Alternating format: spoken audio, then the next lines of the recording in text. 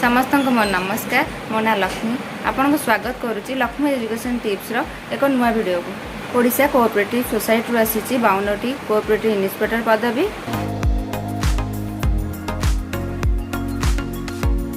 यही 52 पदवी जनरल बा यूर मान रोचे 11 गोटी पदवी, एससी बीसी मान 10टी, एससी मान रोचे 10टी एवं एसटी मान रोचे 21टी पदवी।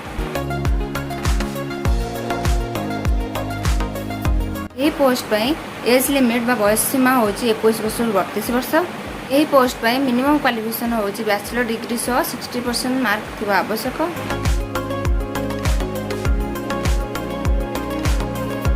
बहुत जल्दी यार ऑनलाइन रजिस्ट्रेशन स्टार्ट होगापी जाऊँगी।